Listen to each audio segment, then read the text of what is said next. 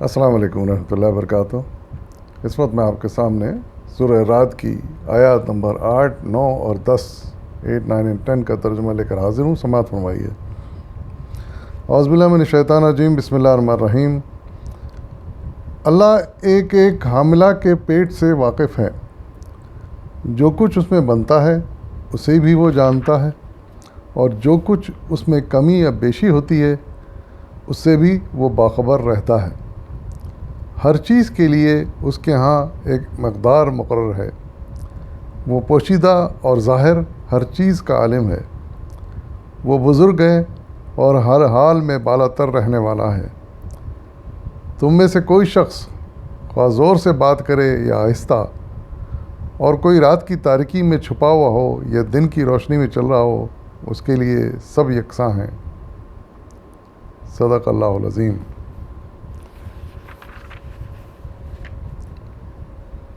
ان آیات میں بھی اللہ تعالیٰ اپنی عظیم الشان قدرت کے بارے میں کچھ مثالیں دے کر انسان کی یاد دہانی کرا رہے ہیں۔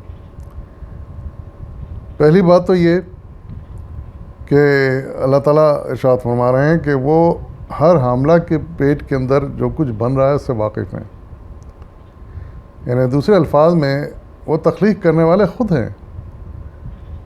وہ اچھی طرح جانتے ہیں کہ وہ کیا تخلیق کر رہے ہیں، اور جو کچھ اس میں کسی حاملہ کے پیٹ میں بن رہا ہے، یعنی جو کچھ بچہ بن رہا ہے وہ کیا ہے، کیسا ہے، کیسی صلاحیتیں ہوں گی، کیسی صورت شکل ہوگی، کیسا قد و قامت ہوگا، یعنی وہ سب کچھ جانتا ہے۔ ہر چیز بڑی پلاننگ سے ہو رہی ہے،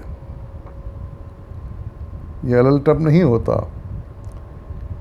اسی لیے ایک ایک بچہ جو دنیا میں پیدا ہوتا ہے وہ اللہ تعالیٰ کی تخلیق کا ایک شاندار نمونہ ہوتا ہے۔ بات یہ ہے کہ ہم اس کی قدر نہیں کرتے، ہم اس کی قدرت کے قائل پھر بھی نہیں ہوتے۔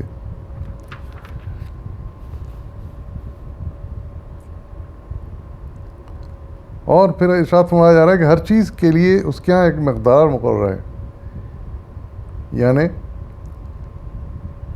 کتنے بچے ہوں، کیسے ہوں، ان کی صلاحیتیں کیسی ہوں، کتنی ہوں، یہ سب اللہ تعالیٰ نے ہر چیز مقرر کر کے رکھ دی ہے۔ اس کے یعنی دوسرے الفاظ میں اس کی تقدیر بنا کے اللہ تعالیٰ بھیجتا ہے۔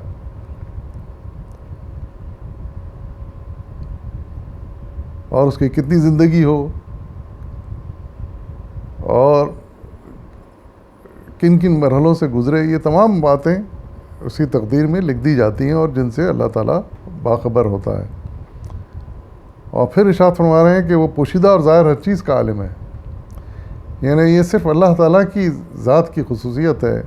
اس کائنات کی کوئی چیز ایسی نہیں ہے جو ہر چھپی ہوئی اور ظاہر چیز کا علم رکھتی ہو۔ ظاہر کا علم تو چلیے بہت سے انسان بھی حاصل کر لیتے ہیں کوشش سے، لیکن چھپی ہوئی چیزوں کا علم کسی انسان کے بس کے بھی بات نہیں ہے۔ یہ صرف وہی ایک ذات واحد ہے جو تمام ظاہری چیزوں کو بھی اچھی طرح جانتی ہے، سمجھتی ہے، بلکہ تخلیق ہی اسی کی ہے۔ اور چھپی ہوئی جو چیزیں ہیں، پوشیدہ چیزیں ہیں، ان سے بھی وہ اچھی طرح واقف ہیں۔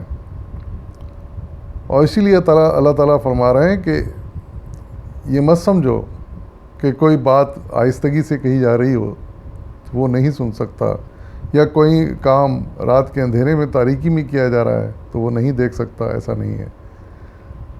وہ ہر چیز کو سنتا بھی ہے، ہر چیز کو دیکھتا بھی ہے۔ یہ اور بات ہے کہ اس کی مصلحتیں ہیں جن کے تحت وہ ان چیزوں کے بارے میں کوئی اقدام کرتا ہے، اور وہ اقدام کبھی بہتر ہوتا ہے انسان کے حق میں، اور کبھی کسی غلط کام کے لیے سزا کا موجب بنتا ہے، یا ان کو نوٹ کر لیا جاتا ہے اور پھر اس کی سزا، کوئی غلط کام ہو رہا ہو تو اس کی سزا آخرت پہ مقرر کر دی جاتی ہے، کوئی اچھا کام ہو رہا ہو تو اس کی جزا اس کا بدلہ آخرت کے لیے رکھ دیا جاتا ہے. یہ ساری اس کے مصلحتیں ہیں، مشیتیں ہیں جو انسان نہیں سمجھ سکتا.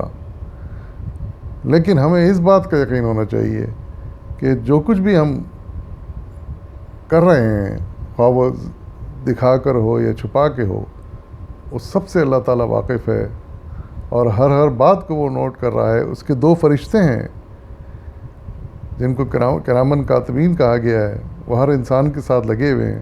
وہ فرشتے ہر بات کو نوٹ کرتے جا رہے ہیں، اور ایک وقت آئے گا کہ وہ سارے کتابیں کھل جائیں گی جو اس کے بارے میں لکھی گئی ہیں، اور انسان کو دکھا دی جائیں گی، اور وہ خود انسان اس وقت حیران رہ جائے گا کہ کوئی بات پوشیدہ اللہ تعالیٰ کی ذات سے نہیں رہی، ہر بات اس کتاب میں درج ہے.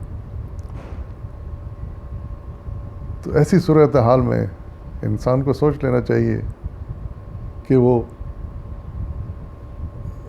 کوئی غلط کام نہ ظاہراً کرے نہ چھپا کے کرے، اور اس بات سے خوف رکھے کہ اللہ تعالیٰ ہر چیز سے واقف ہے. وآخر دعوانا والحمد للہ رب العالمین.